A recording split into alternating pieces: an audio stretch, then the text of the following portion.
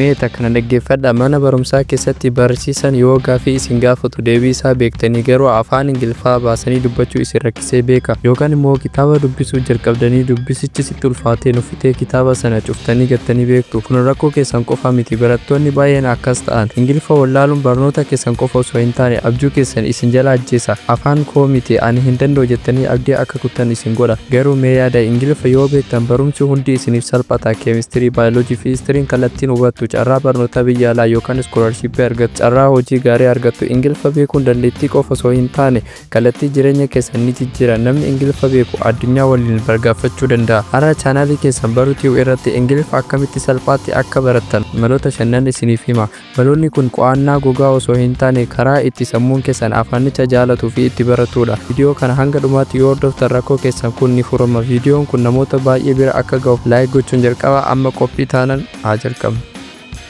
Malli jalqabaa nuti ilaallu bu'uura afaan kamiyyuu itti barannudha. Kunis the input hypothesis jedhama. Maqaan isaa saayinsawaa fakkaachuu danda'a garuu yaadni isaa baay'ee salphaadha. Afaan tokko dubbachuun dura afaanicha sammuu kee keessa guutuu qabda. Mee of gaafadhaa akkamitti afaan Oromoo barattan? Kitaaba dubbistanii, qajeelfamoota giraamarii qo'attanii miti. Maatii keessan dhaggeeffachuun, hiriyoota keessan hordofaa waggaa 1 fi 2 otoo hin dubbatin sammuu keessan dhaggeeffachuun afaanicha guuttataa ture. Erga sammuun keessan guuttate booda dubbiin ofumaa dhangala'uu jalqaba. Ingiliffis karaan isaa kanuma. Rakkoon barattoota keenyaa maali? Baay'een keessan Ingiliffa nan dadhaba jettanii kan yaaddan kallattiin kitaaba keemistirii, fiiziksii yookaan histirii dubbistanii baruuf waan yaaltaniif. Jechoonni saayinsii sun sammuu keessaniif ulfaataadha. Kun akka waan nama bishaan daakuu hin beekne bishaan galaana gidduutti gatanitti fudhatama. Ni dhibbattu, ni nuffitu. Dhuma irratti immoo ani hin danda'u jettanii abdii kuttu. Tooftaan kun maal jedha? Afaan tokko kan barattu yeroo waan sitti himamu yookaan dubbistu tokko hubattudha.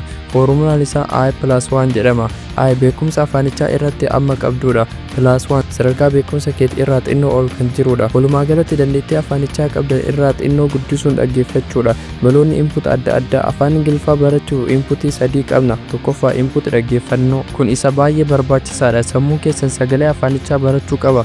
Poodkaastii dhaggeeffachuu kanneen akka English with Lucy yookaan BBC Learning English dhaggeeffachuu. Viidiyoo YouTube, viidiyoo sabtaatilii qabanii fi dhimma ati jaalatu teknoolojii, ispoortii, faashinii irratti hojjetaman ilaalu. Input dubbisaa. Dubbisuun vokaabularii fi giraamarii kee ijaara. Kitaabolee ijoollee. Afaan kee jabaa yoo hin taane kitaabolee ijoollee Ingiliffaa barreeffaman irraa jalqabi.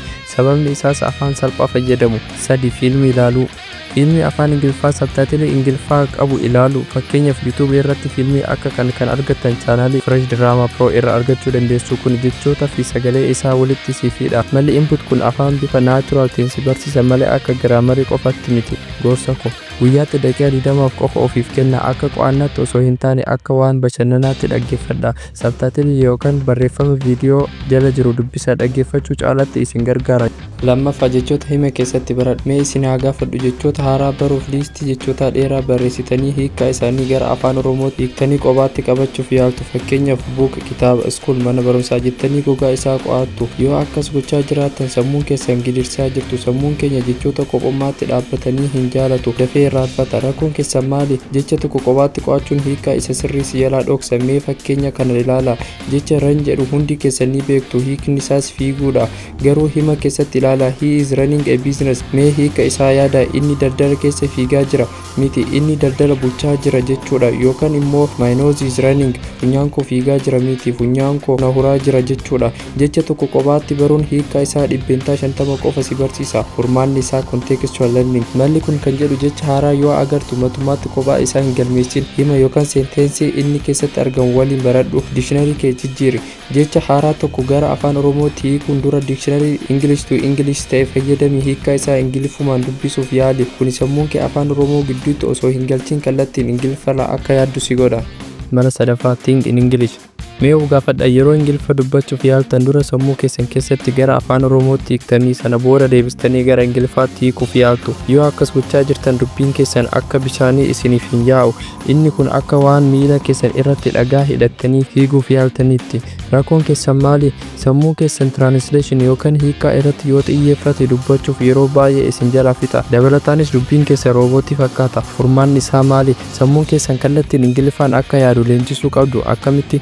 Object naming. Guyyaa guyyaan wantoota naannoo keessan jiran afaan Oromoo osoo hin taane Ingiliffaan waama. Mana keessa yeroo deemtan this is a table, that is a window, I opening the door jedhaati ofii naasaa daily narrative. waan hojjettan hunda sammuu keessan keessatti akka waan seenaa himaa jirutti Ingiliffaan yaada. No, I am going to the library, I need to study chemistry jedha sammuu keessan leenjisa.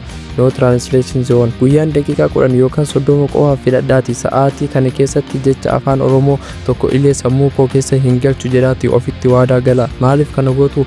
Sammuu kee kallattiin Ingiliffaan yaadu yoo jalqabe afaan kee irra dubbiin akka bishaanii dhangala'a. Gidduutti hiikuun waan hin jireef namni sin dhaggeeffatu leensi keetti dinqisiifata. Ofitti amanummaa keessa dachaadhaan dabala. Gorsa koo jalqaba irratti hima gabaabaa irraa jalqabi. Dogongoraaf hin dhiphatin. Wanti guddaan sammuu kee afaanichaan konneekt akka ta'u gochuudha. Yaadadhu namni Ingiliffa akka bishaan dubbatu namicha sammuu isaa keessatti dictionary qabatee hiiku osoo hin taane namicha kallattiin afaanichaan yaadudha. Mala shanaffaa shadowing technique. Mee isin haa gaafadhu jecha baay'ee beektu qajeelfama giraamarii ni hubattu garuu yeroo dubbattan sagaleen keessan Ingiliffa hin fakkaatu akka waan namni tokko gadi isin qabee jirutti dubbiin isinitti ulfaata. Kun akka uumamu arrabni keessan hojii baruu malee leenjii waan hin arganneef. Malli shadowing kun akkuma namni ispoortii hojjetu irree isaa leenjisu isinis arraba keessan akka Ingiliffaaf laafu itti leenjisuudha. Malli kun maali? Shadow jechuun gaaddidduu jechuudha. Gaaddidduun kee yoo ati deemtu si faana deema, yoo ati dhaabbattu si faana dhaabbata. Malli kunis nama Ingiliffa dubbatu tokko dhaggeeffachaa otoo inni dubbii hin xumurin isinis yeruma sana duuban hordofanii dubbachuudha. Faayidaan isaa maali? Pronunciation akkaataa jecha tokko itti waamtu bifa natural yookaan dubbata afaanichaa si fakkeessa. Fluency arraba keessan ni laaffisa. Dubbachuuf sammuu keessan stressii uumuu dhaaba. Guyyaatti daqiiqaa 10 qofa shadowing hojjedha. Jalqaba irratti isinitti ulfaachuu danda'a. Garuu hin dhiphatina. Torban 2 booda namni isin dhaggeeffatu Ingiliffi kee maalitti jijjiirame jedhee si gaafachuu isaa hin oolu. Mala shanaffaa fi sadhumaa start small speaking. Mee isin haa gaafadhu guyyaa tokkotti bishaan galaanaa daakuu hin dandeessu miti? Dura bishaan xiqqootti baratta. Ingiliffis akkasuma baay'een keessan kallattii nama waliin haasa'uu sodaattu. Sababni isaas nan dogongoran namni natti kolfa jettanii waan yaaddaniif. Namni sitti kolfa osoo hin jirre ofumaa keetii dubbachuun dandeettii kee ijaari. Mana keessatti kophaa kee yeroo jirtu I am making coffee now, where is my book, I need to wash my clothes jedhi ofitti haasa'i. Kuni arraba kee Ingiliffaan madaqsa. Hiriyaa tokko filadhu. Hiriyaa kee kan akka keetii barachuu barbaadu tokko qofa filadhu. Guyyaatti daqiiqaa 10 qofa Ingiliffaan qofa haasofna jedhaatti waliin gala. Voice recorder sagalee kee waraabi. Bilbila kee fuudhiti waa'ee guyyaa keetii daqiiqaa tokkoof Ingiliffaan dubbadhu waraabi. Sana booda ofumaa kee dhaggeeffadhu. Bakka ati dogoggorte kallattiin sitti mul'ata. Itti aansu ni sirreessita.